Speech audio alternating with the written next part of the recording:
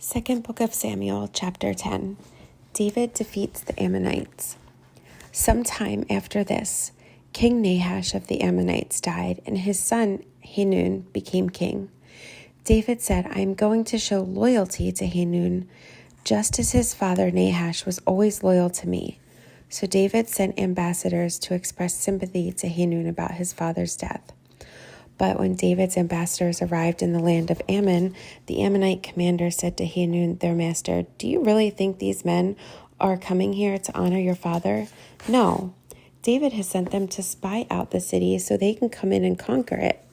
So Hanun seized David's ambassadors and shaved off half of each man's beard, cut off their robes at the buttocks, and sent them back to David in shame.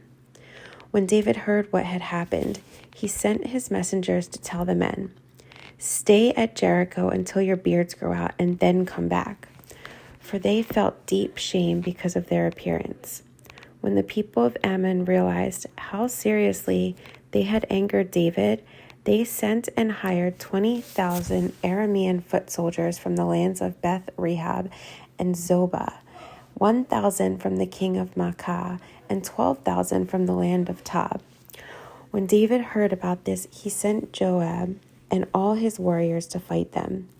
The Ammonite troops came out and drew up their battle lines at the entrance of the city gate, while the Arameans from Zobah and Rehob and the men from Tob and Maacah positioned themselves to fight in the open fields.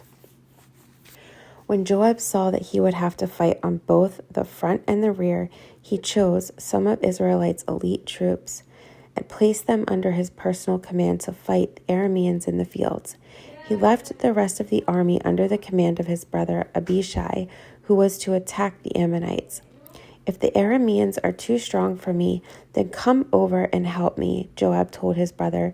And if the Ammonites are too strong for you, I will come and help you. Be courageous. Let us fight bravely for our people and the cities of our God. May the Lord's will be done.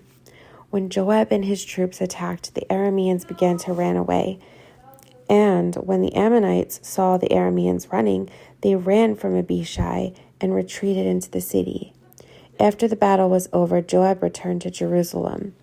The Arameans now realized that they were no match for Israel. So when they regrouped, they were joined by additional Aramean troops summoned by Hadadezer from the other side of the Euphrates River. These troops arrived at Helam under the command of Shobach, the commander of Hadadezer's forces.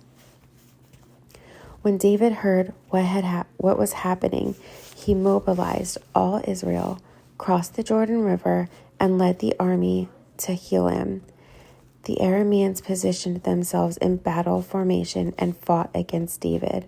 But again, the Arameans fled from the Israelites. This time, David's forces killed 700 charioteers and 40,000 foot soldiers, including Shobach, the commander of their army.